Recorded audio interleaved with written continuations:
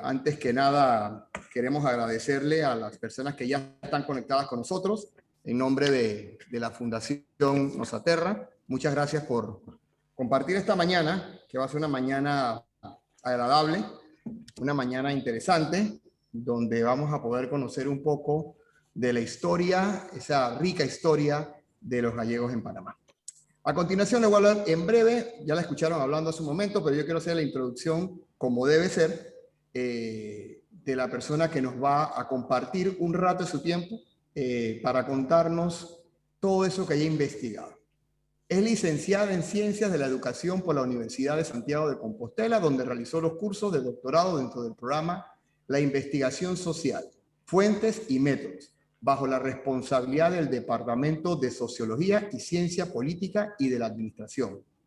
Facultad de Ciencias Políticas, USC, Universidad de Santiago de Compostela, máster en Estudios Migratorios e Análisis Demográfica, Universidad de Santiago de Compostela, Consello da Cultura Galega.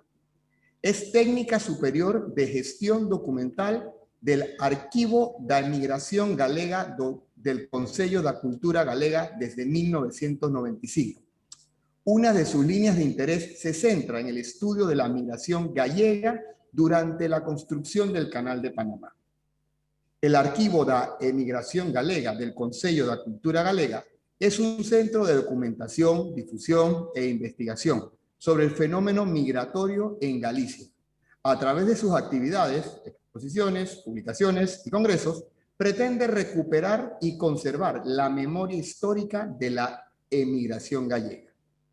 Ha impartido docencia centrada en política social, emigración de retorno y tercera edad, en la titulación propia de la Universidad de Santiago de Compostela, graduado superior en gerontología, docente en varias ediciones del Máster de Educación, Género e Igualdad, impartiendo módulos relacionados con movimientos migratorios y género. Coautora, junto a Francisco Ciego, del libro Galicia en Panamá, Historia de una emigración. Con ustedes, Carolina García Borrazas. Muchas gracias. Vale, muchísimas gracias. Buenos días. Antes que nada, agradecerles la invitación a participar en este conversatorio y sobre todo felicidades a la Fundación Nosaterra por esa labor que están haciendo y esa iniciativa de un gran proyecto que yo creo que se va a llevar a cabo y va a ser, yo creo que permanente. Era hora ya que, bueno, que Panamá estuviera en la lista de una manera notable y formal de los destinos migratorios de los gallegos a lo largo de la historia de la migración gallega. Es así, quiero decir, no destaca a nivel masivo, dependiendo del periodo del que estemos hablando, pero es muy particular y muy peculiar este tipo de migración. Quisiera, aparte de, bueno, eso, de agradecerles esta invitación, aclarar una cosa. Con respecto, lo que voy a hacer hoy, más que nada, es básicamente para hacer un repaso global. La mayoría de ustedes ya saben todo lo que voy a decir. Pero bueno, para ubicarnos en el papel que ejercieron los gallegos durante la construcción del canal, que se tuvo durante muchos años un poco en el anonimato. Hasta hace pocos años solamente se editaban libros sobre la migración gallega en los destinos prioritarios como Argentina, Cuba, Brasil, Uruguay. Luego en la segunda etapa entraba ya México, Venezuela. Se repetían algunos destinos y literatura sobre estos países. Panamá quedaba como silenciado. A partir de que se descubrió el papel que tuvieron los emigrantes gallegos en la construcción del canal, surgió un poco más el interés a nivel de investigación y ese interés, si bien comienza en la construcción del canal, continúa. Y ahí es cuando se une Panamá en la segunda etapa y manteniendo las peculiaridades tal vez, y luego también tiene muchas cosas en común con el resto de los destinos, ¿no? De los gallegos. Para comenzar, pues eso, simplemente no voy a hacer un repaso a nivel histórico hasta llegar a la etapa norteamericana estadounidense de la construcción del canal, porque de todos es ya conocedor, son conocedores de esta historia. Y ya empiezo otra vez, como la vez anterior, Ricardo. Antes empecé el final, ahora ya estoy al principio, no me deja pasar la diapositiva. Empezamos mal. ¿Puedo volver a darle? A ver, reproducción. Ok. Esta diapositiva ya es familiar porque estuvo en la exposición de los Rotarios de Panamá. Simplemente introducir la exposición hablando. Yo más que nada me gusta marcar la historia de la construcción del canal y del papel de los gallegos, marcando los personajes que influyeron directamente sobre este fenómeno, sin cuya existencia no existiría la corriente migratoria de los gallegos hacia la construcción del canal. Pero claro, siempre hay unos antecedentes. En este caso, bueno, simplemente volver a recordar que esta obra, a pesar de tener ya ver iniciativas en la época colonial, bueno, no se materializa hasta bien entrado el siglo XIX, ya casi a finales. El señor Ferdinand de Lesseps es la figura pionera con la que se comienza a materializar esta obra de ingeniería. Como ya saben, era un diplomático de carrera, empresario francés, no era ingeniero de por sí, sino su hijo era el que se encargaba más que nada de los temas técnicos. Era reconocido como el milagro de Suez y también era conocido también en la literatura como el gran ingeniero por la obra que había llevado a cabo con la construcción del canal de Suez. Sabemos que bueno, todo se inició, hubo un despliegue de medios técnicos, de mano de obra, en un terreno que no se exploró lo suficiente y que tuvo como consecuencia, bueno, lo que es el fracaso, la desventura del propio proyecto. Hubo factores que llevaron o sea, hubo varios desencadenantes que llevaron a esta situación, y entre ellos son los que se destacan aquí, como, por ejemplo, la mala organización del trabajo, que fue el factor en el que más hizo énfasis luego el gobierno estadounidense. La mala organización del trabajo, la falta de previsiones en materia de financiamiento y de medios técnicos, malversación de fondos, que llevó consigo la desconfianza de muchos accionistas potenciales que al final no llegaron a invertir, las características del propio entorno, que no se estudiaron lo suficiente, la falta de conocimientos sanitarios para combatir las plagas, combatir las enfermedades tropicales, llevó muchos decesos, 22.000 fallecidos como mínimo, y la insistencia en construir un canal a nivel. Todos estos factores confluyeron y desembocaron en una situación un poco desastrosa, cuanto menos. Ya pasando la página y llegando ya a la etapa que nos interesa por ser en la que los gallegos fueron protagonistas. Bueno, vamos a hablar de los emigrantes, o sea, de los trabajadores españoles. Y dentro de ese grupo de trabajadores españoles, los gallegos destacaron. No quiere decir que toda la mano de obra haya sido procedente de Galicia, pero a continuación expongo por qué fueron ellos. Los gallegos los elegidos, ¿no? Como los consentidos, entre comillas, de la masa de la fuerza laboral europea. Precisamente los gallegos. Bueno, en la etapa estadounidense de las obras de construcción, bueno, después de todo el desastre con la etapa del canal francés, o la etapa donde estaban ellos organizando todas las obras, etcétera, el proyecto, hay un traspaso de derechos y propiedades a Estados Unidos que se da en 1904 por un valor de 40 millones de dólares. Se gestiona la independencia de Panamá, cosa importante, y el presidente Roosevelt inicia unas estrategias de viabilización de la independencia del Departamento de Panamá en 1903, a finales de 1903, el 3 de noviembre. De manera que estaba ya todo el terreno preparado para hacerse cargo en 1904 de las obras de construcción del Canal de Panamá.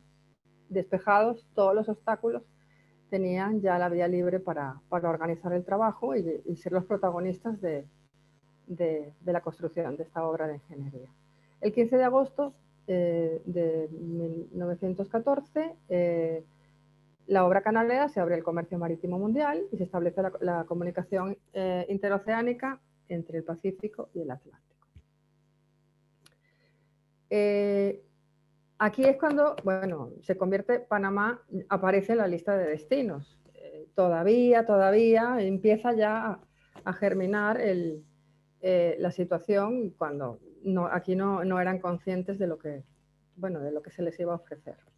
Se firma el Tratado Jaibuno-Varila y, bueno, estos son datos históricos que ustedes ya todos conocen. Estas son, aquí no veo bien, porque les veo a ustedes o os veo a vosotros. Bueno, no pasa nada, que creo que no tengo datos aquí. La lámina esta, que es un diagrama comparativo de las excavaciones hechas por los franceses y por los americanos de Corte Culebra. Vamos a ver, se dice que la situación fue una situación, bueno, desastrosa, los franceses fueron un fracaso, un fiasco, vulgarmente diciendo, pero dejaron un trabajo hecho. Aquí podemos observar en Corte Culebra, bueno, el área excavada durante la estancia de los franceses y el área excavada por Estados Unidos en Corte Culebra. Es simplemente una ilustración para que vean más o menos que no todo fue partir de cero, a pesar de todo. Como les decía antes, a mí me gusta hablar de personas que influyen para que los determinados fenómenos se produzcan.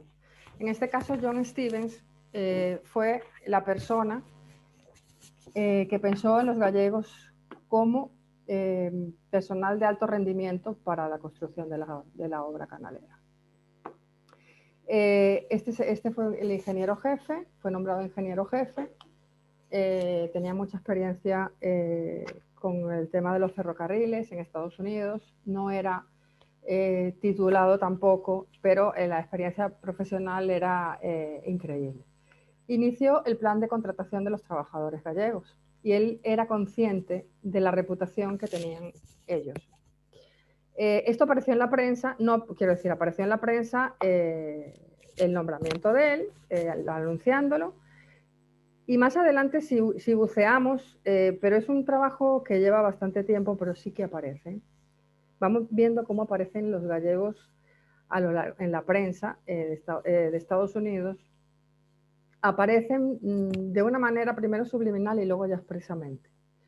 Este señor, como digo, es la figura clave de la emigración gallega en Panamá durante la construcción del canal. Bueno, aquí, como digo, ya está también en la otra vez mencioné, fue nombrado ingeniero jefe. Bueno, ¿sí?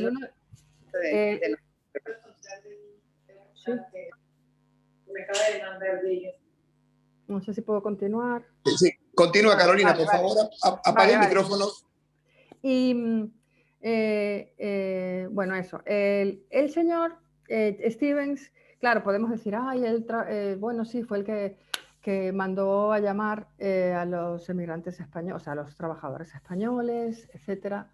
Pero claro, debía estar mucho tiempo porque, claro, la obra duró lo que duró. Pues no. Él llegó, fue resolutivo y se marchó. Llegó un 5 de julio de 1905, bueno, fue nombrado, llegó un poco más tarde, el 27 o así, y llega a Colón, bueno, sí, el 27 de julio está ahí puesto, no me acordaba ya, y tiene sus propias conclusiones, lógicamente. Aceptó la propuesta del gobierno y bueno, llegó a Panamá y dijo, bueno, ¿qué me encuentro yo aquí? Pues la descripción que hizo fue que era una zona donde reinaba la confusión, la fiebre amarilla y el miedo. Y a Stevens se le atribuye la apreciación que dice, nadie trabaja excepto las hormigas y las mecanógrafas. Era una situación, estaban los trabajadores desorientados por las obras, sin ningún tipo de guía, de organización, etc. Este señor, como decía antes, quería que, bueno, que cambiaran, tenía que hacer su papel de ingeniero, ¿no? Y una de las cosas que exigió prácticamente, convenció a Roosevelt, pero era como más bien, lo hago porque si no me aceptas, esto ya no va a funcionar. La conveniencia de construir un canal mediante el sistema de esclusas. Eso fue también muy importante. Pero bueno, lo que nos ocupa ahora es el tema de la masa migratoria española y gallega. Los principios básicos que él defendía siempre fueron el saneamiento, habilitar las instalaciones para albergar a los trabajadores y que tuvieran todos los servicios disponibles, y alimentar bien a los trabajadores, que se mantuvieran saludables y que tuvieran unas viviendas confortables, porque eso hace que, o sea, crea una adherencia al sitio, al estar allí a gusto, y impide un poco o evita que abandonen, ¿no? El trabajo. ¿Sabes? De antemano se sabe que es un trabajo, se sabía que era un trabajo duro. La configuración de un plan de organización del trabajo, para él tenía que ser algo resolutivo, o sea, tenía que solventar todos los problemas que había y no cometer ningún tipo, no repetir ningún tipo de error que se había cometido la etapa pasada, ¿no? El problema que encontró principal fue que se produjera la retirada eficaz de tierra y de rocas excavadas.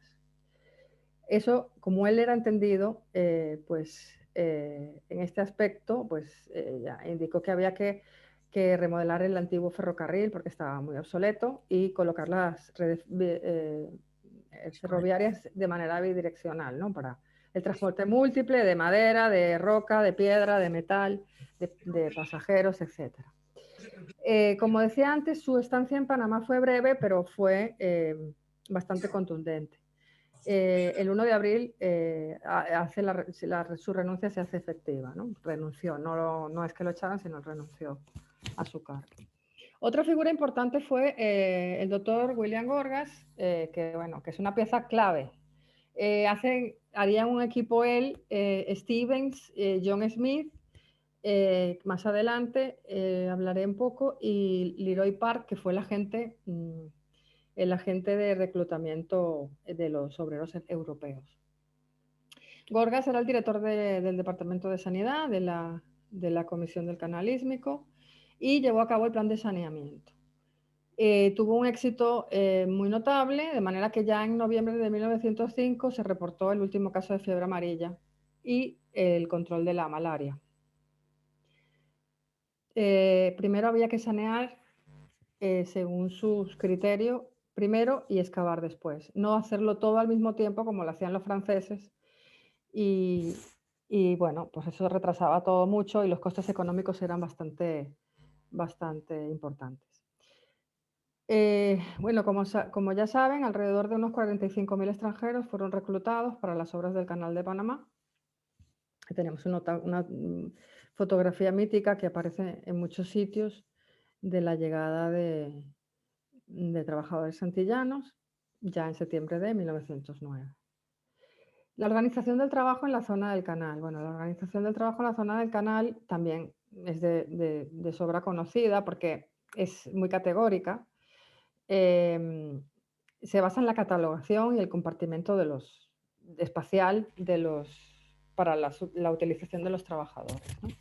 Se categorizaba la fuerza laboral según nacionalidad y se adjudicaba un salario, bueno, y según la ocupación que tenían, lógicamente. Estaban los trabajadores Gold Roll o nómina oro, que básicamente estaban formados por estadounidenses, y pues el grupo lo formaban los facultativos sanitarios, los asistentes de laboratorio, químicos, farmacéuticos, ingenieros, bueno, todo el personal especializado necesario para llevar a cabo las tareas que se le adjudicaban. El salario era en moneda oro norteamericano y aquí es donde está la postilla para nuestro caso.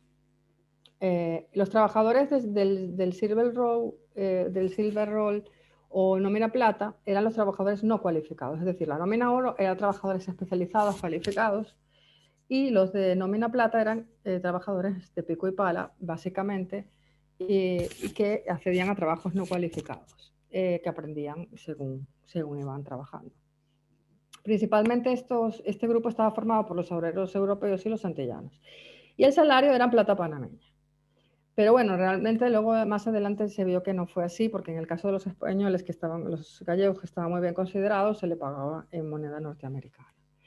Reclutamiento de la mano de obra española. Bueno, como decíamos antes, John Stevens sabía muy bien la reputación y la imagen social que tenían los trabajadores gallegos.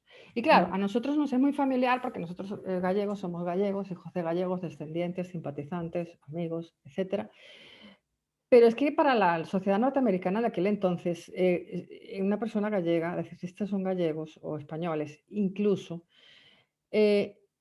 no era familiar. O sea, ¿cómo me explico? No somos chinos, que estábamos en todas partes. En aquel entonces, para llegar a una persona, a una autoridad de estas características, la imagen social tenía que ser algo muy notable. Y partir de una experiencia previa. Ya sabemos que ellos todo lo querían comprobar in situ. Stevens, de cualquier manera, quería que accedieran las autoridades del canal, incluido el presidente, accedieran a la contratación de mano de obra europea. Bueno, antes de nada decir que, bueno, claro, ¿por qué son tan importantes? Son importantes, pero ¿qué pasa con los trabajadores norteamericanos? O sea, perdón, estadounidenses o norteamericanos, depende cómo lo veamos. En las obras del canal no había gente no cualificada. Los trabajadores de Estados Unidos, los americanos, en este caso, eran todos cualificados, pero es que también había gente no cualificada. No querían ir a las obras, en definitiva. No querían, porque decían que tenían unos salarios bajos y unas condiciones bastante penosas, más que nada por el ambiente, por el clima, por las enfermedades, etc. Entonces no se arriesgaban a ir a la zona del canal. Descartado esta posibilidad, para que no fuera una obra de construcción netamente estadounidense, en este sentido, pensaron aparte de los trabajadores antillanos, en los trabajadores europeos. Y Stevens decía, pues bueno, los trabajadores gallegos tienen una reputación muy buena, tienen una imagen social muy buena, son de alto rendimiento, resisten altas temperaturas, etcétera, etcétera. Al menos esa fue la experiencia durante la construcción del ferrocarril en La Habana. Entonces ya tenía ese referente. Pero claro, proponer la contratación de miles de trabajadores desde aquí para allá, de buenas a primeras, a lo mejor no lo vio muy bien y lo que hizo fue una introducción o una especie de ensayo con los trabajadores que ya estaban en Cuba y se contrató pues, a medio centenar de ellos para ver cómo funcionaban. Si funcionaban bien, pues se extendían las contrataciones. Y si no, pues bueno, se supone que se suspendían. No me acuerdo bien, pero creo que era como una especie, como un mes o así de prueba. Bueno, los planes de Stevens dieron muchos resultados, dieron buen resultado y al final se inició el proceso de contratación. Y es aquí cuando, de reclutamiento de trabajadores, y es aquí cuando, digamos, se emplea un lenguaje muy militar.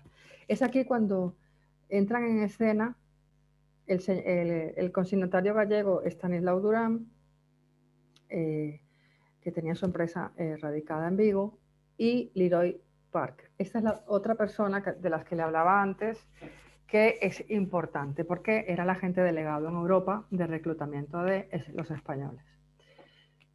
Leroy Park llega aquí el 14 de junio de 1906. Como ven, transcurre poco tiempo, desde que llega Stevens hasta que propone, hasta que prueban a los gallegos de Cuba y luego vienen aquí, pasan pocos meses.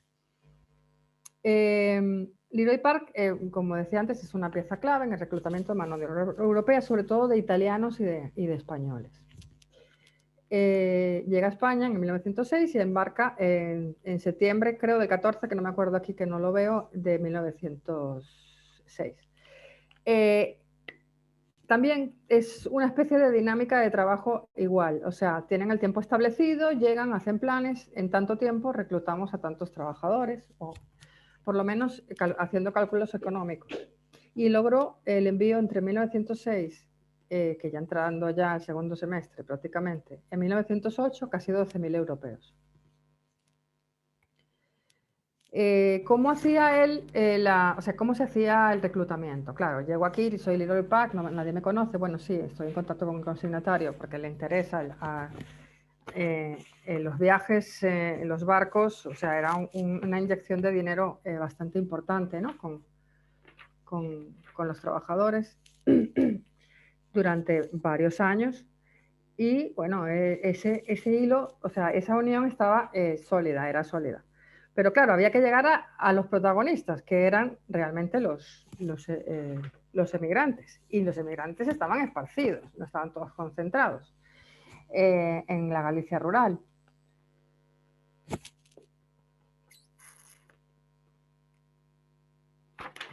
Entonces, había una estrategia de reclutamiento, como decía. La publicidad era muy importante.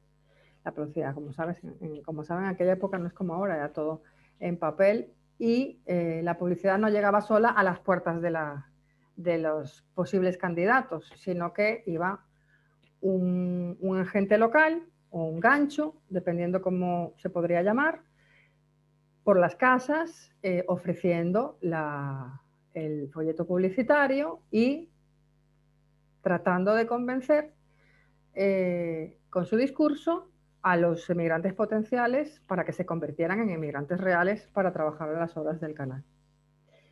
Era distribuida por las distintas provincias de Galicia y por algunas provincias del resto de España.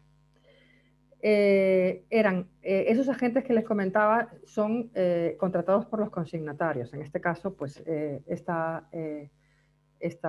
Estanislao Durán como protagonista. Habría que seguir investigando el papel que jugaron el resto de los consignatarios de ese entonces, que eran bastante fuertes en los puertos. El primer puerto del que salían, principal, empezaron a salir desde el puerto de Vigo. Luego hubo un momento en que el puerto de Santander entró en escena y al final, ya en 1907, finales, ya entró el puerto de Barcelona también a cargar pasajeros para las obras. Bueno, la existencia de este folleto, en este folleto había importante información, abundante información sobre las condiciones en que los trabajadores irán incorporados a las obras de la zona del canal, y la comisión ofrecía el empleo a hombres entre 25 y 45 años de edad. Aquí están las condiciones en las que, bueno, ellos se supone que iban a ser contratados, no podían ser menores de 25 ni mayores de 45 años. El importe del pasaje se le daba por adelantado en el caso de necesidad. Dicho importe luego tendría que ser descontado mensualmente hasta, bueno, saldar la deuda con la comisión.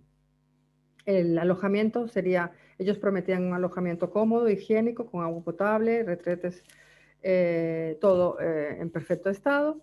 La alimentación, pues los alimentos frescos y adaptados a la gastronomía de cada país. Aquí hay unas discusiones porque, claro, eso también fue un motivo de quejas y de protestas, el tema de la alimentación. Ofrecían un ambiente saneado y saludable, destacaban las ventajas económicas, los salarios elevados, y una cosa importante, la posibilidad de realizar un reagrupamiento familiar. Pues ya prepararon, en mayo así de 1906, ya estaban preparando los terrenos adyacentes a la zona, o sea, al canal, para viviendas familiares. y espacios de cultivo por si deseaban cultivar y así ahorrar bueno, en el gasto que tenían de alimentación. Se les ofrecía, bueno, le hablaban del clima, que bueno, que el clima era el equivalente al de Cuba.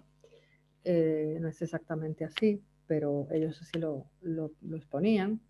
¿Por qué decían el de Cuba? Porque evidentemente el destino en aquel entonces prioritario, uno de los dos destinos prioritarios, el polo era, uno de los polos era Cuba, y había muchísimos gallegos familiarizados con Cuba, que habían estado en Cuba, que habían retornado, siempre había alguien en la familia, algún cubano incluso de nacimiento, que alguien de la familia que estaba relacionada directamente con Cuba.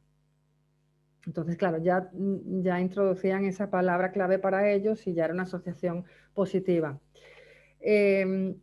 Algunos, bueno, o sea, en la literatura de algún autor norteamericano, no recuerdo ahora el título, no tengo aquí el libro, hablaba de que, bueno, en Panamá pues, había un clima infernal, literalmente, y que era demasiado duro para los trabajadores de pico y pala. Pero bueno, eso ellos no lo sabían tampoco. En ese momento lo que había que hacer era, pues eso, estimularlos para que tomaran esa decisión de emigrar. Tenían un compromiso, bueno, de garantías, le ofrecían solo garantías y más garantías. Y había algunas cosas peculiares, algunos puntos peculiares a destacar dentro de las condiciones, pero creo que no nos va a dar tiempo ahora. Si tal, a lo mejor en otra oportunidad, pues podríamos comentarlos. Ya les había comentado lo que querían ellos, entre 25 y 45, vale, de constitución robusta y sanos. John Stevens sabía que no eran muy robustos, pero sí resistentes, que no eran muy grandes, o sea, en estatura no eran muy altos, etcétera, pero sí resistían altas temperaturas y eran bastante obedientes. Eso también lo entrecomillamos, porque luego es otra historia aparte el tema de las quejas y las protestas. Ahora no está aquí el señor que me pasó un dato muy importante, el señor Carlos Sucre, que estoy indagando mucho en eso de las protestas.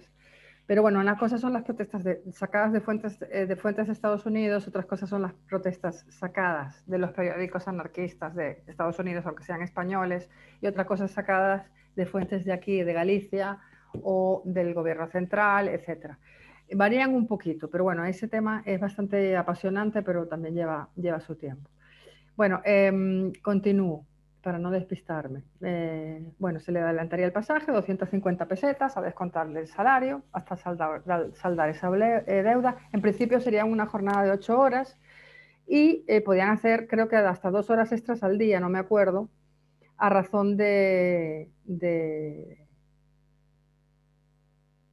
sí, porque en los domingos era diferente, era más, a razón de 20 centavos la hora.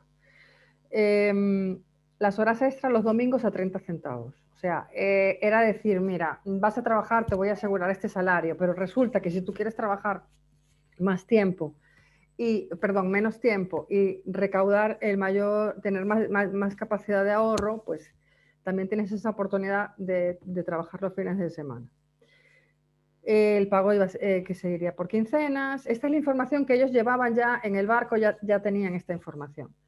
Las comidas son por tu cuenta, por cuenta del trabajador, o la comisión le facilitaba las 3 comidas por 40 centavos de moneda americana. El alojamiento iba a ser gratis, no tienen nada que pagar, la asistencia sanitaria y la hospitalización gratuita. El transporte también, iban a ser trasladados a sus lugares de trabajo sin ningún tipo de gasto, etcétera, etcétera. Y la norma peculiar que ya comentamos en otra ocasión, que era que todos los obreros tienen la obligación de bañarse a diario. Vemos aquí las salidas de los barcos de puertos españoles, que ya habíamos comentado antes. En primer lugar estaba durante esta época, el año de 6 al 7. Pero bueno, básicamente se mantiene. Una cosa es el número de barcos y otra cosa es el número de pasajeros. Hay una distinción, que no vamos a entrar hoy en ella. pero bueno, ahí hay que distinguir número de viajes y barcos que salen de salidas y número de pasajeros. Protagonistas el puerto de Vigo, Santander y Barcelona. Bueno, aquí este es un ejemplo de una carta donde se dice que se han recibido dentro de los trabajadores europeos, bueno, pone gallegos e italianos, aparte del contingente de trabajadores antillanos, en diciembre ya de 1906.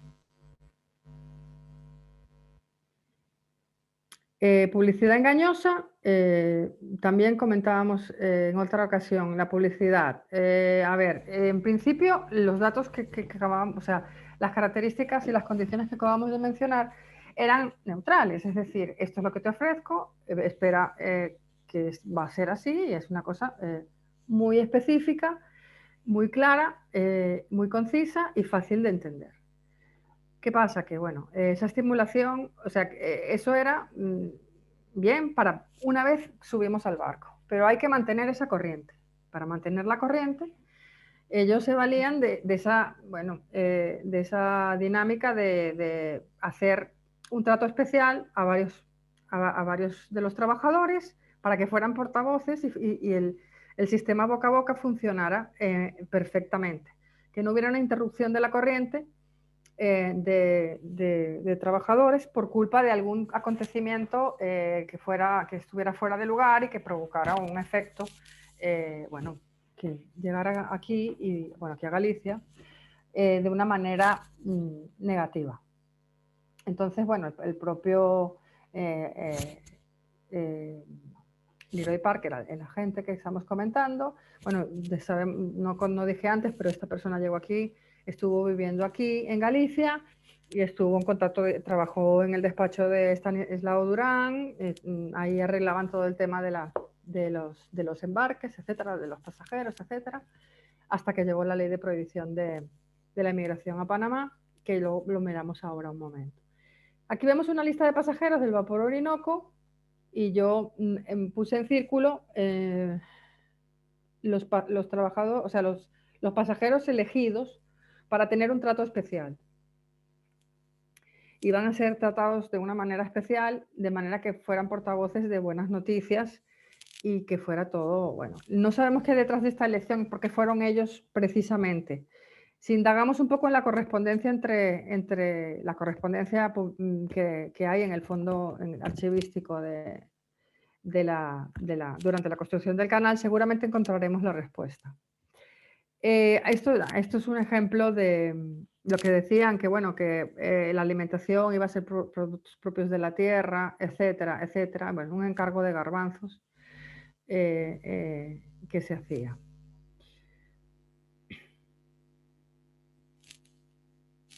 ¿Había protestas? Sí, había protestas, como siempre.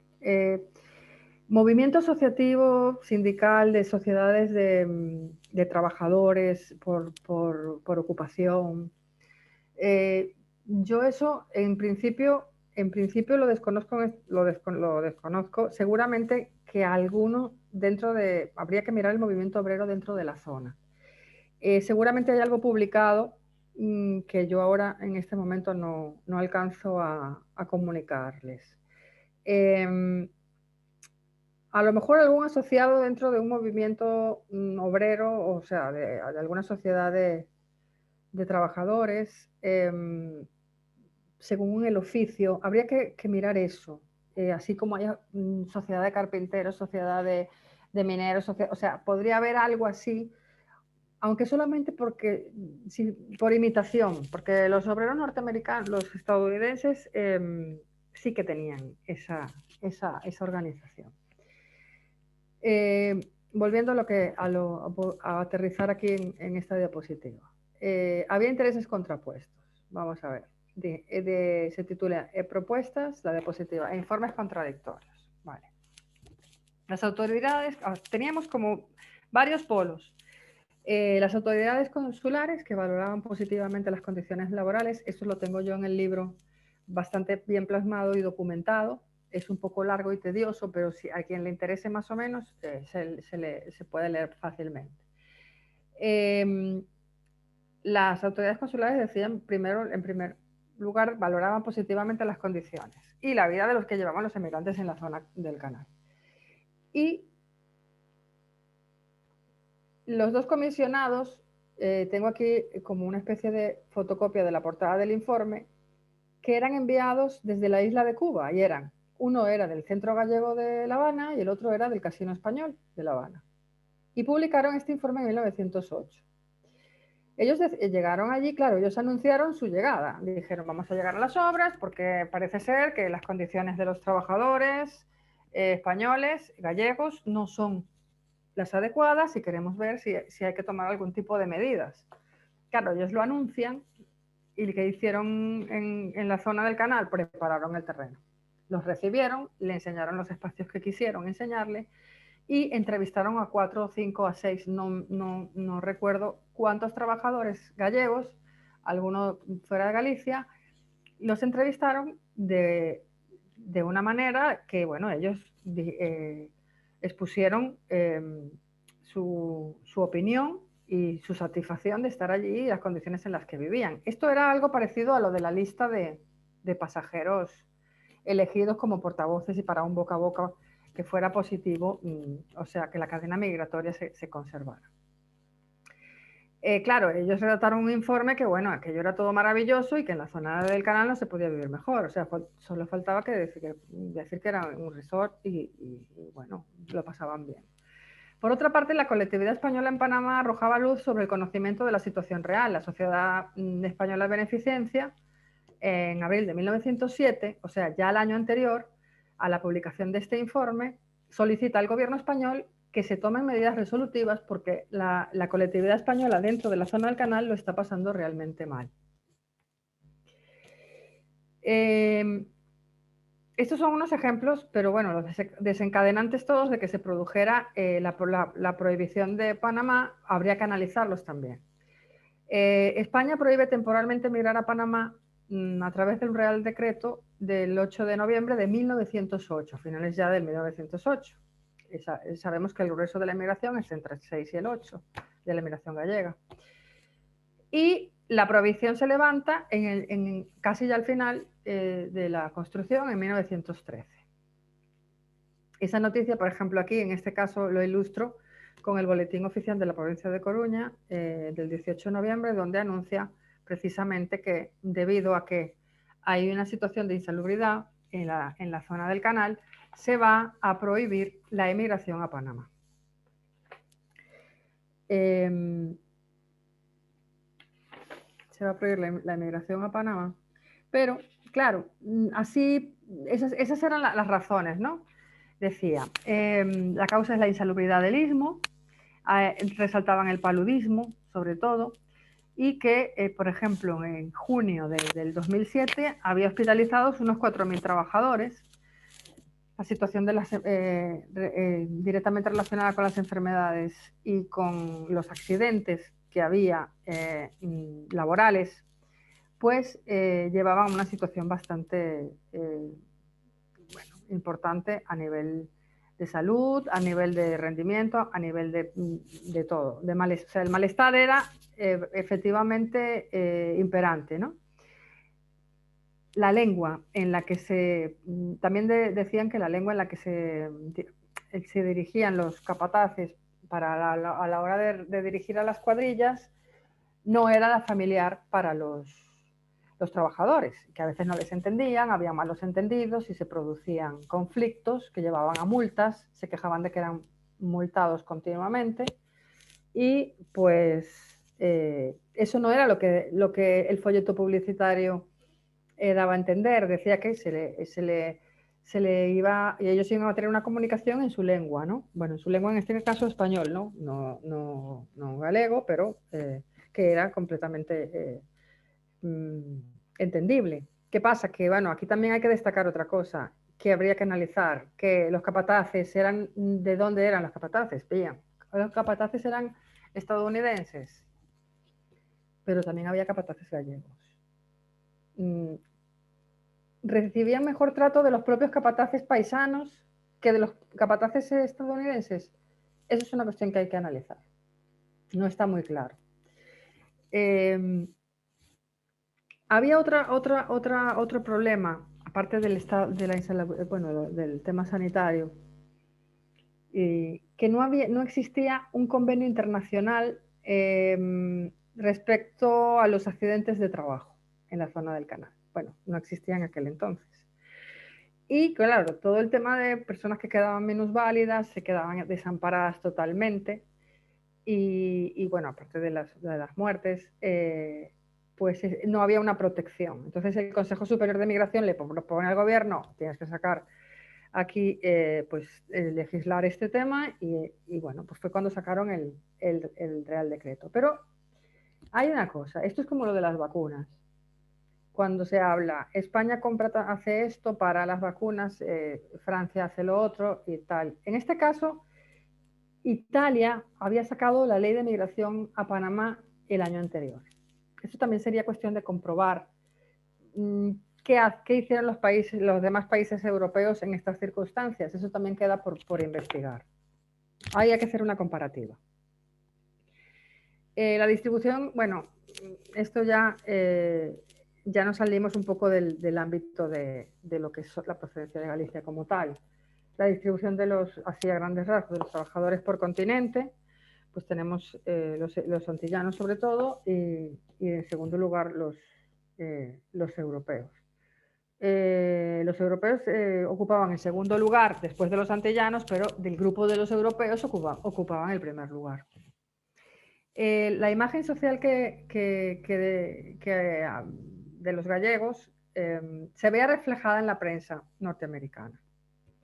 Aquí tienen un ejemplo que no les puedo leer porque no veo totalmente la pantalla, en el que habla de los gallegos, de lo que la dinámica, la práctica que tienen en el hecho de emigrar, lo acostumbrados que están, los diferencian del resto de los españoles y los acercan a la cultura los asocian más con la cultura portuguesa, saben que no hablan español, saben que hablan otra lengua y saben que están adaptados al trabajo físico, que aparentemente estarían bien adaptados al trabajo físico. Aquí estamos hablando de un artículo publicado en febrero de 1906, aún no habían llegado desde aquí, o sea, los que fueron reclutados aquí en Galicia, allí, pero ya era una imagen que había y era la idea que rondaba entre la sociedad norteamericana en este sentido, porque,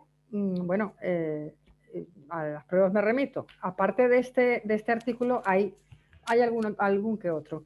Sabemos que la prensa era muy abundante, las cabeceras eran muchas, y dependiendo del estado, pues salían noticias sobre el canal, más o menos. Por ejemplo, en Nueva York salían bastantes. También decían que, bueno, que eran personas que solían emigrar y prosperar, capacitados para el trabajo enormemente y que también solían retornar a su país. Vemos aquí que la imagen social pues, se trascendió hasta la presidencia de Estados Unidos. Roosevelt hablaba de ellos bastante bien, francamente bien, hacen su trabajo excelente, se mantienen sanos y no hay dificultades con ellos en ningún sentido. Su número, bueno, esto es un fragmento de un relato más largo, su número se incrementará en la medida de lo posible. O sea, los planes eran mantener esa corriente funcionando. Incluso cuando ya se paró la contratación de europeos, funcionó muy bien la publicidad que ellos hacían, a pesar de llegar a lo mejor a cuentagotas y a pesar de la ley que salió, que a lo mejor la mayor parte de los emigrantes potenciales ni siquiera se enteraban del trasfondo que había detrás de ese Real Decreto, continuaban, ya no eran contratados, pero la emigración espontánea en la zona del canal continuó durante bastante tiempo. Bueno, aquí nada, vemos los trabajadores europeos, España se mantiene en primer lugar, Italia, Grecia, Francia, o sea, sabemos más o menos el orden, como comentábamos antes. Este cuadro de clasificación más o menos ilustra pues las gráficas anteriores y desmembra un poco por países los lugares de procedencia. Aquí vemos que de total 45.107. Entre 1904 y 1914, España emite 8.298. Siempre tenemos que tener cuidado con las cifras. Trabajadores y más 500 de Cuba, que eran españoles también. Italia vemos esa cifra muy inferior. Grecia, bueno, los demás casi, bueno, Francia casi no tiene lugar, no es relevante para nada. Y del total de europeos, 11.873, casi 12.000 europeos que ayudaron a construir el Canal de Panamá. Dentro del grupo de antillanos, también la procedencia, que ahora no nos compete en este momento, y bueno, y el resto de América Latina, y luego hay algunos que son no clasificados, no sabemos la nacionalidad de los trabajadores. Aquí, bueno, este es otro aspecto interesante a analizar, dónde se distribuían. Estaban divididos intencionalmente por grupos. No querían que se fusionaran mucho por el tema de las protestas, por más cosas. Y bueno, tenían una distribución geográfica, pero esa distribución geográfica no era una distribución al azar, era una distribución según sus capacidades y otros factores. Bueno, vemos aquí más o menos los españoles, división Culebra, cómo aumenta.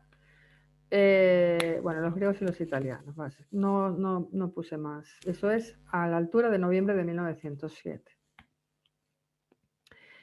Fuerza de trabajo española en la zona del canal, es la misma, pero solamente los españoles. Y en cantidad de cómo estaban distribuidos, ¿no? A mayor en la división Culebra es donde tenían mayor número de gallegos trabajando, españoles gallegos trabajando. Bueno, nada, estas son fotografías que ilustran el ambiente, cómo estaban, es como posaban los gallegos, como posaban los italianos y posaban el resto de las nacionalidades. Aquí hay una similitud con los españoles, bueno, características anatómicas, etcétera, pero bueno, no eran igual de considerados. Yo creo que eran un poquito más rebeldes que los españoles, que los gallegos, y bueno, no tenían esa reputación, desde luego. Este es un espacio común en el que también esta foto también es mítica, y aquí vemos pues cómo se unen las distintas naciones, aquí confluyen sin aparente conflicto, pero bueno, esa es otra línea de investigación, las peleas que se podían formar entre ellos, porque bueno, la leyenda nos cuenta que los españoles y los antillanos no se llevaban muy bien, pero tampoco tenemos un fundamento documentado. Esta diapositiva tenía que ir antes con la imagen social de los gallegos. Esta fotografía está extraída del reportaje que había donde comentábamos antes de los gallegos en el New York Daily, bueno, en este mismo periódico, y ellos ilustraban su imagen a través de esta fotografía, pero claro, este era un traje típico, pero no es un traje típico regional de Galicia. Estos yo creo que son de León, no por ahí, Castilla o de León, por ahí. Estas mantas típicas que se ponían ellos, pues ellos dicen que son tipos de gallegos que puedan traerse desde España para trabajar en el canal. O sea, se los presentan. Quiere decir que no era algo familiar para ellos. Se dice que su capacidad para trabajar duro y continuamente bajo el sol ardiente es notable. Pero bueno, aquí hay una equivocación porque efectivamente este traje regional no se corresponde con Galicia. Bueno, eso es realmente se pasa, quiero decir, por alto, porque ellos no tenían tampoco conocimientos, porque ni siquiera los tenemos casi aquí. O sea, sobre los trajes regionales. Esta fotografía, que creo que le gusta mucho a Ricardo, fue la que terminó, con la que terminó otra vez. A mí me gustan, pues eso, ver las caras que tienen, la expresión que tienen y cómo mantienen la identidad cultural a través de la indumentaria que llevan, de sus sombreros, de cómo ellos visten. Es que es como si extrapolaran Galicia a esta tierra cálida, ¿no? En los atuendos, o sea, cómo vestían, etc. Esta también es mítica, esta postal es mítica, ya más o menos todos con sus instrumentos de trabajo. Y bueno, aparentemente se veían cómodos, pero había que pasar por ahí.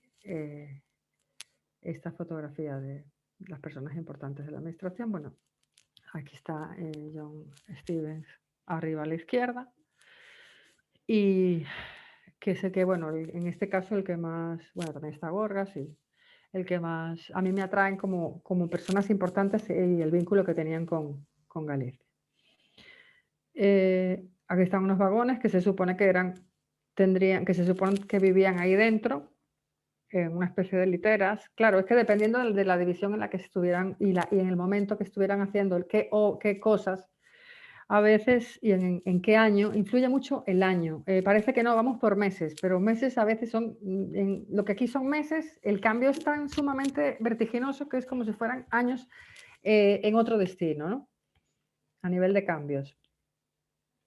Esta fotografía también, bueno, pues denota que dentro del trabajo no cualificado de pico y pala, a ellos le mandaban un trabajo que se iba especializando, porque tenían que utilizar maquinaria que tenían que conducir, que tenían que, o sea, tenían que tener una preparación. Se preparaban en su propio terreno, pero sí, tenían esa deferencia con ellos a la hora de pagarle, porque las cualidades eran notablemente diferentes, era una característica diferencial del resto de los trabajadores. Los comedores, bueno. Estas son fotografías que ya de todos conocen porque están publicadas en muchas partes, tienen una libre reproducción. Las fichas, aquí yo creo que como la Fundación Nosaterra va a hacer una labor extraordinaria en la recuperación documental de todo, de los trabajadores gallegos en la época del canal, a través de los archivos familiares. Los archivos familiares son súper importantes porque ayudan a reconstruir la memoria, en este caso que nos ocupa, de la emigración gallega a Panamá. Y a lo mejor no le dan el valor que tiene realmente ese documento, porque, ay, mi bisabuelo, no, mi abuelo, no, estuvo en el canal y vino, no sé qué, no pasa nada, no, ese papel está ahí tirado, a lo mejor lo tienen en un desván o lo que sea, y es muy importante. Yo creo que ya le comenté a Juan Carlos, hay la página web en la que se puede buscar, yo no sé si ya él la facilitó, y esa página web, esa base de datos va creciendo. Empezó volcando los datos de los españoles, todos, por ejemplo, en Brasil, ahora ya están con Panamá. Yo encontré la ficha de cuando emigró mi padre por primera vez a Brasil. Mi padre primero fue a Brasil, estuvo 3 años y luego se fue a Venezuela. Y encontré a mi padre allí, un chaval de 18 años, me lo encontré allí. Quiero decir, como yo lo encontré, en ese sentido, ahora la zona del canal está registrándose y yo creo que los registros van a ir en aumento. ¿Qué pasa? Que la Fundación Nosaterra, me imagino que también tiene intención de albergar esa documentación. De todas las personas, porque las redes sociales han funcionado muy bien, o sea, quiero decir, ese despliegue de comunicación ha sido a todos los niveles, de que cada uno aporte lo que tenga en su casa, de un familiar, etcétera. Ya no desprenderse a nivel físicamente del documento, porque eso tiene una connotación emocional, ¿no? Simplemente para su digitalización, como es en este caso, y que todos podamos tener ese acceso a esa información para investigar más, para tener los estudios más profundizados sobre las procedencias. De aquí salí, por ejemplo, siendo pues un agricultor y llegué allí siendo un carpintero, supuestamente, y luego me llevaron y me introdujeron otro tipo de trabajo que no tenía nada que ver. Quiero decir, esa evolución, cómo evolucionan como personas, cómo evolucionaron dentro del área del canal los trabajadores. Vemos que eran fichados, de eso vosotros sabéis muy bien de eso. Ricardo sabe mucho del tema de cómo eran, de todas las insignias que tenían, los distintivos, los tipos de cómo eran identificados, por qué estaban numerados. Bueno, sobre este tema, pues también hay lo típico que, bueno, que se sale en las publicaciones, que cómo se pasaban, por ejemplo, un distintivo a otro. Había muerto a lo mejor el emigrante y se quedaba el otro con su chapita metálica y pues iba a los sitios como si fuera él. ¿En qué manera se diluía un poco eso? Quiero decir, esas artimañas que hacían para buscarse la vida hasta que se daban cuenta que había que se comunicaban los departamentos y se daba cuenta que a lo mejor la persona había fallecido y el otro estaba disfrutando a lo mejor de las prebendas que tenía, que había conseguido el otro trabajador. Y más anécdotas, ¿no? Aquí, pues, este documento, por ejemplo, pues se puede obtener muchísima información. Pues sí, los nombres, sí, a dónde lo ubicaban, qué ocupación tenía, cuánto duraba el contrato. Sí, ciudadano de España, sí, pero a veces se ponía la procedencia, perdón, el lugar de nacimiento y otras veces no. En este caso, Sarria, por ejemplo. Cuando llegó al Istmo. Bueno, cómo eran sus rasgos físicos y la fotografía son, bueno, no tienen desperdicio, o sea, fantásticas. Pues eso, destacar este tipo de documentación, las huellas digitales. Cómo eran, bueno, pues, bueno, es un medio de control, al fin y al cabo, ¿no? Las caras que tenían, el número del trabajador ya estaba en la fotografía, no tenían ni siquiera que mirar en el documento. Y eso también es importante porque asocias número y cara, exactamente. Este es otro tipo de ficha. Bueno, más o menos donde los colocaban. Este no sé si era bombero, no veo bien aquí. Venía de, mira, dónde vivía antes, en la calle Madalena 36 de La Coruña, pone Coronia, pero es Coruña. Y bueno, básicamente, dependiendo de la época a veces o de la división se recogían más datos o menos, ¿no? Aquí, pues claro, aquí el lugar de nacimiento pone Spain, no se especifica. Los problemas que encontramos siempre con las fuentes de Estados Unidos es el problema del idioma. Es decir, te decía, eso pasa mucho en las listas de pasajeros. O sea, en la lista de pasajeros y aparecen unos nombres que no sabes, ellos no saben si era mujer o hombre porque tú por el nombre no lo sabes y transformaban el nombre porque fonéticamente no tienen adaptado el idioma y a la hora de los funcionarios transcribir, aunque tuvieran muy buena letra, perdemos mucha información. Bueno, básicamente lo mismo. Los cambios que hubo, cómo cambiaban de un sitio a otro, cómo iban cambiando de una ocupación a otra, en las fechas. Este, por ejemplo, viene de Pontevedra. ¿Dónde vivía? Vivía en Pontevedra, aunque no ponga el lugar de nacimiento, lo pone, ya no recuerdo. Y así. Bueno, cerramos aquí con Goethals, que bueno, fue ingeniero jefe, implantó un poco el sistema más bien militar. A partir de ahí ya había protestas antes, pero en esta época, o sea, en este periodo donde estuvo él, bueno, ya terminó las obras, había bastantes protestas porque, bueno, lo que comentaba antes, eran multados, les ponían cadenas en los pies, que sí, bueno, protestaban básicamente por el maltrato que recibían muchas veces. ¿Por qué? Por la falta de comunicación, tal vez. Nada más. Yo, infinitas gracias por la atención que me prestaron, me prestasteis. Y nada más, cualquier cosa, pues aquí esto era para, quería, ya el tiempo está, me imagino, finiquitado, introducir una película en la que después de 20 años de la construcción, es un documental en el que se ven a los trabajadores en movimiento, en las obras, y se habla de los trabajadores españoles. Pero bueno, aquí no sé, creo que no se podría emitir ahora. en otra ocasión, si tal, lo pueden ustedes emitir allí, desde Panamá, a quien quiera. Y nada más, pues muchísimas gracias. Gracias a ti, Carolina. Queríamos ahora nada más breve, porque sabemos que todos y tu tiempo también en estos momentos es valioso. Queríamos solamente dejar, si alguien quisiera hacer alguna pregunta, un par de preguntas a Carolina, para después formalmente dar el cierre con el presidente de la Fundación Nosaterra, Ricardo Gago.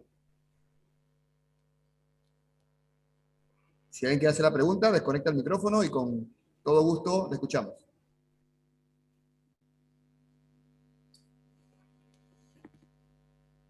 Tal vez en Bueno, el chat. parece que todo fue bien recibido. Así que... Depende cómo se mire. No, creo que mucha información interesante. Y bueno, para despedir este primer conversatorio de muchos que tendremos por esta vía, dejamos con ustedes a Ricardo Gago, presidente de la Fundación Nosaterra. Bueno, muy buenas tardes, buenos días a todos. Primero quiero agradecer a Carolina García por habernos ilustrado en este tema tan interesante de los europeos, principalmente pues los gallegos que llegaron pues a la construcción del Canal de Panamá. Hay un dato curioso y también se lo comento a Carolina y Francisco, que también participó, Francisco Cedero también participó en el libro y es miembro del comité de la fundación.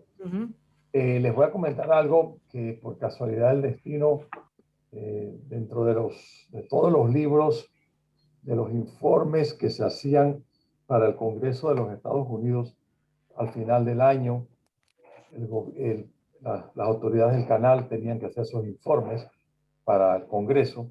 Hay un informe de 1911 que casi es al final prácticamente de la construcción.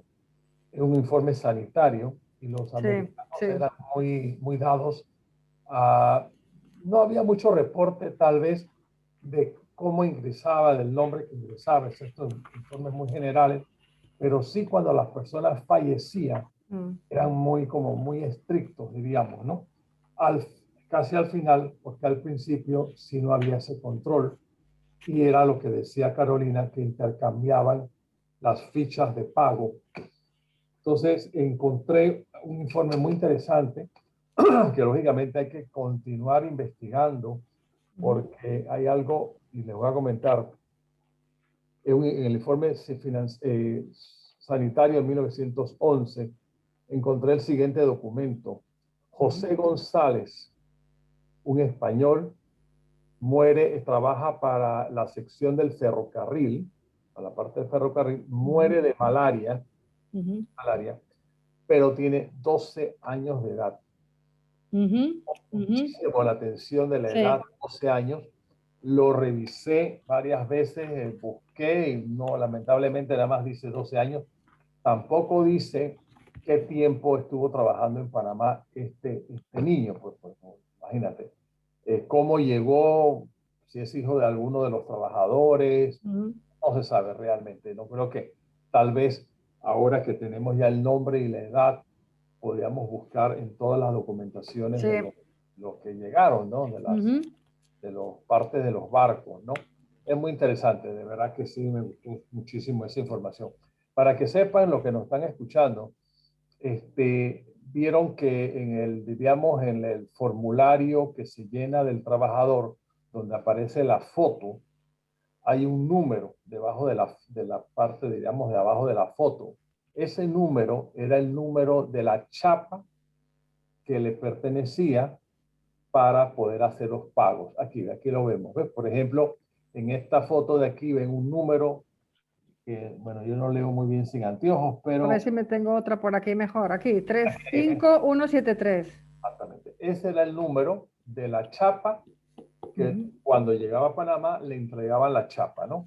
Para poder cobrar. Y con eso cobraban a final de la jornada correspondiente, ¿no?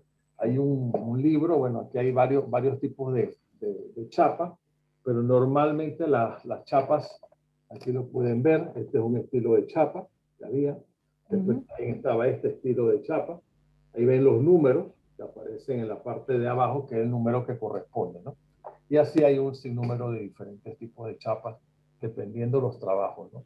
A los obreros españoles les daban mucho chapa de las estrellas. Esas chapas son muy interesantes, muy difíciles de conseguir hoy en día. Bueno, cualquiera de estos Sí, temas, cualquiera. cualquiera es muy difícil de conseguir en estos días. Pero bueno, todavía se pueden rastrear en el mercado internacional. Y bueno, realmente yo los exhorto a que continuemos con esta iniciativa de dar este tipo de charlas y seminarios.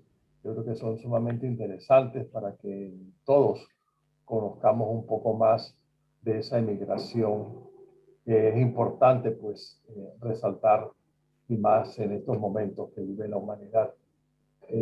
Realmente muchas gracias, Carolina. Francisco debe estar por ahí conectado. Francisco y yo nos unimos en esa ilusión de hacer algo un poquito peculiar para que continúe ese interés por seguir investigando. Entonces él, claro, él por su parte, al ser panameño de nacimiento, le une un vínculo mucho más fuerte y conoce muy bien la etapa pues, esa de la emigración de los años 50 de primera mano.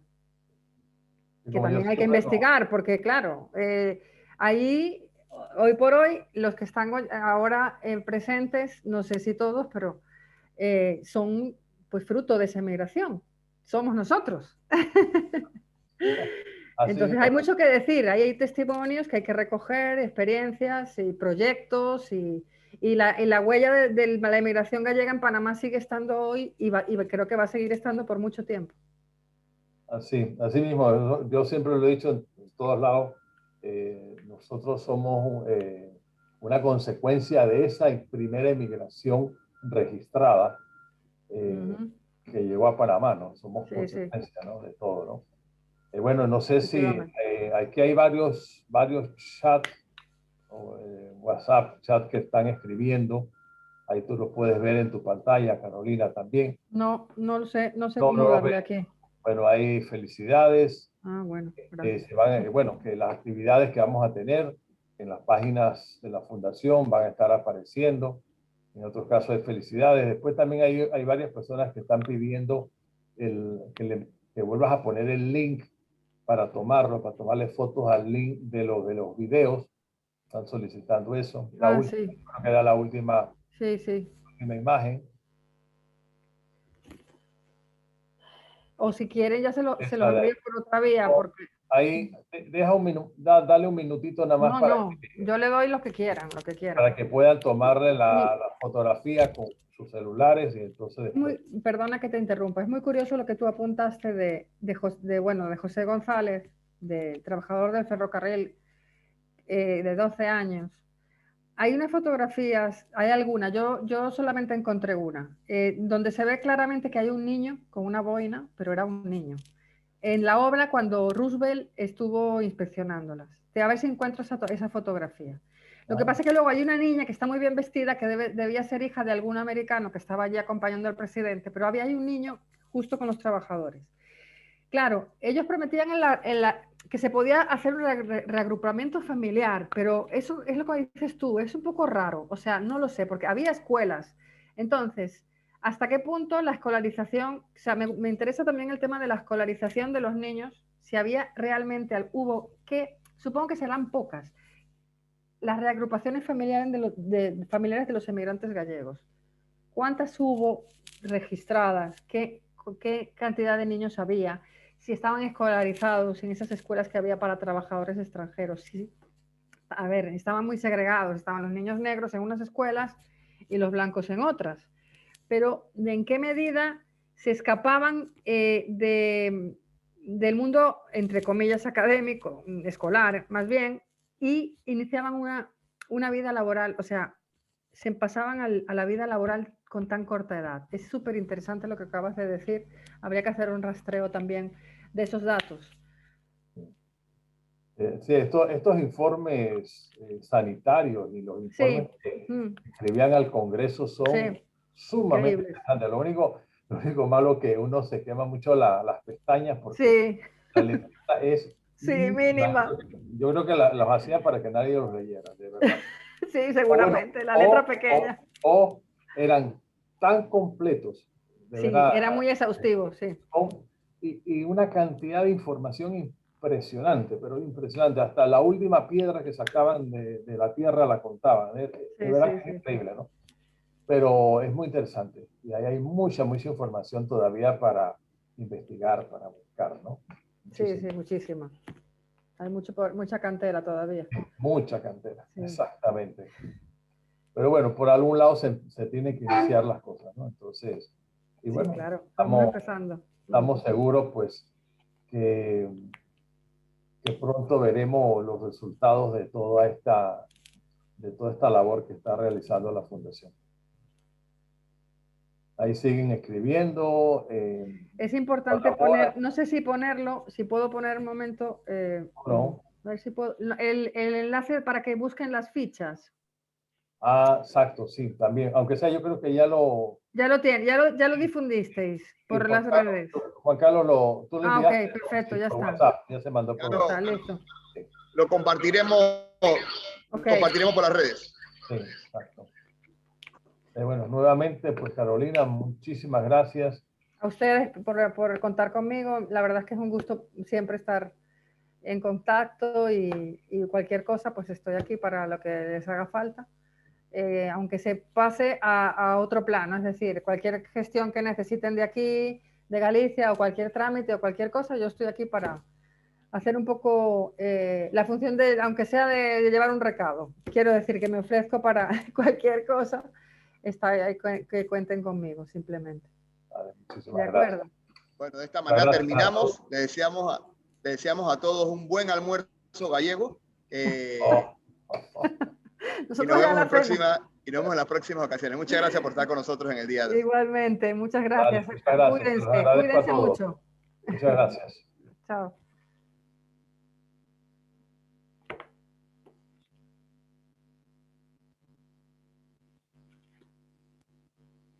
Muchas gracias por participar. Chao. Hasta luego, Carolina. Muchas gracias, Ricardo. Cuídate Cualquier cosa estoy por aquí. Dele, por ahí nos veremos en enero, en febrero más. Muy bien, avisa antes de venir. Muy bien. Duro el invierno, pero rico. Sí. Te esperamos aquí luego. Chao. Hasta luego. Gracias a todos por participar.